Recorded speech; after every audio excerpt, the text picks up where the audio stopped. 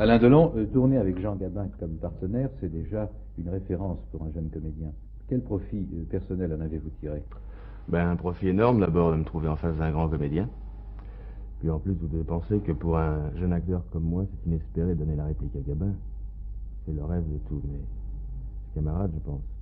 Est-ce qu'il vous a appris quelque chose au point de vue Il m'a métier? appris énormément. Il m'a surtout appris sur la conscience professionnelle. C'est un monsieur qui ne se permet jamais d'arriver en retard. Et quoi qu'il arrive, est toujours là, à l'heure, et ne part jamais avant l'heure. Quels étaient vos rapports avec lui en dehors du travail? Alors les meilleurs. Meilleurs. Vraiment, c'est un homme sympathique, charmant, en dehors du fait que c'est un grand comédien.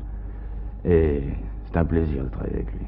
Quand on voit ce film, on est saisi du fait que vous avez le rôle principal, que vous le vouliez ou non, puisque votre personnage est celui qui agit, tandis que Gabin, c'est celui qui prépare, qui dirige. C'est le cerveau, vous êtes le bras, mais c'est le bras qu'on voit surtout. Est-ce qu'il n'a pas eu... Vous savez que la tête est absolument indispensable pour Bien sûr, bien sûr, bien sûr. Mais est-ce qu'il n'a pas eu conscience de cela pendant le tournage? Ça, je ne sais pas. Je pense que c'est une question qu'il faudrait lui poser à lui. Mais de toute façon, il ne l'a jamais laissé paraître. Oui, parce que vous n'ignorez pas qu'à partir d'un certain moment où un comédien atteint un grand standing, il tient à conserver ce standing. Oui. Et quelle que soit l'estime qu'il puisse avoir pour ses partenaires ayant également beaucoup de talent, cela peut peut-être le gêner d'être desservi par l'histoire par rapport à eux, c'est-à-dire de ne pas avoir le beau rôle en un mot. Non, je ne pense pas. On ne peut pas dire que Gabin n'est pas le bon rôle. Mais de toute façon, à mon avis, quels que soient les rôles et quel que soit le résultat, on donne toujours la réplique à Gabin. Vous êtes en ce moment au seuil d'une carrière internationale que vous aviez mal débuté, ce n'est pas de votre faute, avec Marco Polo, ce film dont on a beaucoup parlé, qui n'a pas vu le jour et qui, je pense qu'on n'en parlera plus. Mais... On n'en parlera plus, je crois qu'il ne verra malheureusement pas le jour. Vous aviez déjà tourné 2 films en Italie, Plein Soleil et Quelle joie de vivre, sous la direction de René Clément. Oui. On ne peut pas dire que ce soit des films français de 100%. Mais maintenant, qu'est-ce que vous comptez faire? Vous êtes vraiment à un tournant décisif de votre carrière.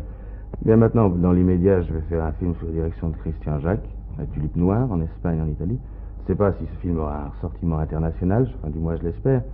Mais tout de suite après, je vais retourner encore sous la direction de René Clément, avec le plus grand plaisir.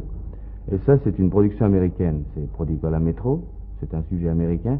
Et en principe, je dois avoir pour partenaire une américaine, puisqu'il s'agit de Natalie Wood. Alors ça, c'est un film qui, au départ, est un film déjà international. Il y a un admirable parallélisme entre votre carrière et celle de Romy Schneider. Je suis ravi que vous en aperceviez. Est-ce que, sur le plan des projets personnels, cela peut influer?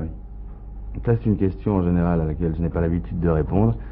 Mais oui, l'un ne va pas sans l'autre, à mon avis. C'est-à-dire que vous pouvez mener les deux de front? Tout à fait. Avec beaucoup c'est ce qu'on espère. Avec beaucoup de confiance. Oui.